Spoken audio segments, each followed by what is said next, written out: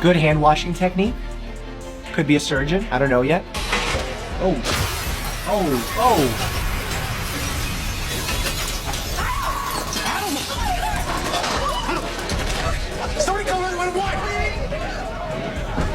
Well, calling for help is the right thing. That's the first thing you want to do in these types of situations.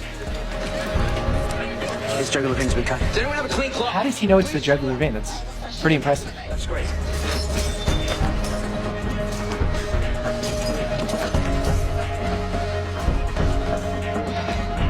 Putting pressure on a wound like this is the first thing you need to do outside of obviously calling for help. Anything you can do to stop the bleeding, put pressure on the site is important in order to help that person survive.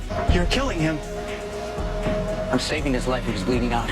You have it in the wrong place. I think I remember enough of Anatomy 101 to know what the jugular vein is. Ooh. You would be in the right place if you were an adult. He's not an adult. He is a boy, which means you're also putting pressure on his trachea, which means he's not currently breathing. I can't really see where his hands are, but it's good advice. There.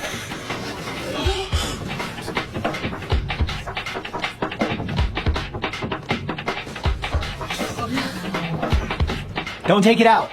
Some glass. Don't take it He'll out. be fine. Yeah. Who are you? Hello. I'm Dr. Sean Murphy. I'm a surgical resident at San Jose St. Bonaventure Hospital. Well, hello, Dr. Sean. Nice to meet you. By the way, just so you know, if you have an object inserted into you, I know that sounds kind of weird. If you get stabbed with a knife, if some glass goes inside of you, if a nail goes inside of you, never pull it out. Make sure you call 911, let the paramedics decide what to do, let them take you to the nearest hospital, because a lot of times what that object is doing is preventing you from bleeding out because it's putting pressure on the spot where the artery or vein was cut. A special meeting of the board of directors. As much as I love you all, questioning one of my hiring decisions. Did you bother to look up the definition of president while you were skimming the dictionary? You're hiring him to be a surgical resident. My department over my objection. The bureaucracy that you're seeing here is real. There are board members, there's presidents, there's employees, there's trust funds. So these things exist. They put a lot of pressure on doctors and presidents to make certain decisions. Yes, he has autism, but he also has savant syndrome. Genius level skills in several areas. He has almost perfect recall. He has spatial intelligence, and he